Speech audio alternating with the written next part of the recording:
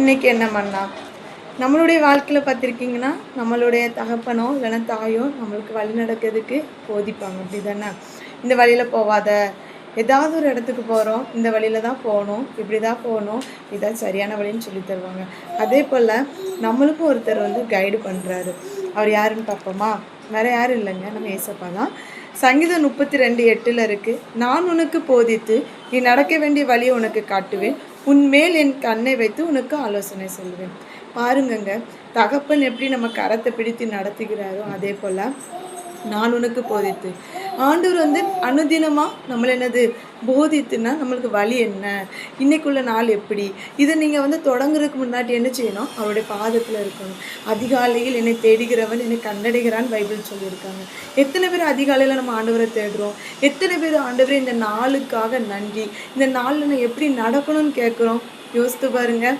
ஒருவேளை நம்ம சொல்ல மறந்துருந்தாலோ பண்ணலைன்னா நாளிலிருந்து நீங்கள் ஒரு மாற்றுதல் பண்ணிக்கோங்க. இந்த வசனத்தின்படி அப்பா நீங்கள் எனக்கு போதிங்க, என்னை நடத்துங்க, எனக்கு ஆலோசனை சொல்லுங்க. அது சொல்ல பாருங்க, உன்மேல் என் கண்களை பாருங்க, உன்மேல் என் கண்ணை பார்த்தீங்களா? கண் இப்போ பார்த்துருக்கீங்கன்னா நிறைய பேர் ஆஃபீஸில் இருக்கும், வீட்டில் இருக்கும். நம்ம வேலைக்கு போயிடுவோம், நம்ம ஆஃபீஸில் இருக்கோம், நம்ம வேலை பார்க்குறோமோ வேலை பார்க்கலாம், நம்ம வீட்டில் சிசிடிவி கேமரா வச்சுருப்பாங்க, அப்படியும் இருக்கிறவங்களும் இருக்காங்க. ஆனால் ஆண்டவர் என்ன சொல்லுவாங்க? அதே மாதிரி அவங்க இருந்துட்டு சொல்லுவாங்க, நீ வேலை பார்த்தியா, நீ இது பண்ணலை, நீ அதை பண்ணல அப்படின்னு அவங்க நம்மளுக்கு ரிப்போர்ட் பண்ணிக்கிட்டே இருப்பாங்க. அதே போல் ஆண்டவர் உண்மையில் என் கண்ணை வைத்து உனக்கு ஆலோசனை சொல்லுவேன். அவருடைய கண் நம்ம மேலே இருக்குது, நம்மளுக்கு ஆலோசனை சொல்லுவார். இந்த வசனத்தில் சொல்கிறது, உனக்கு போதிப்பார், நம்மளுக்கு வழியை காட்டுவார், அவருடைய கண்ணை நம்ம மேல் வைப்பார். இந்த மூணு நம்மளுடைய வாழ்க்கைக்கு ஒரு இன்றியமையாதது.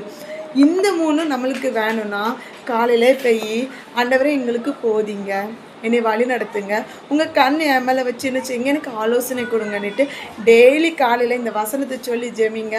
ஆண்டவர் கண்டிப்பாக அந்த நாளில் உங்களுக்கு வழி நடத்துவார், உங்களை போதிப்பார், உங்களுக்குள்ள காரியத்தை என்ன செய்வார், நேர்த்தியாக முடித்து கொடுப்பார். நம்மளுடைய தேவன் அப்பேற்பட்ட ஆசீர்வாதத்தை நம்மளுக்கு தருவார், தந்து கொண்டே இருப்பார். இந்த ஆசீர்வாதத்தை நம்ம பெற்றுக்கொள்ளுவோம். அனுதின வாழ்க்கையில் இதை நம்ம அனுபவித்தவர்களாய் மாறுவோம். ஆண்டவருடைய கிருபை என்று உங்களோடு இருப்பதாக. அல்லேலூயா.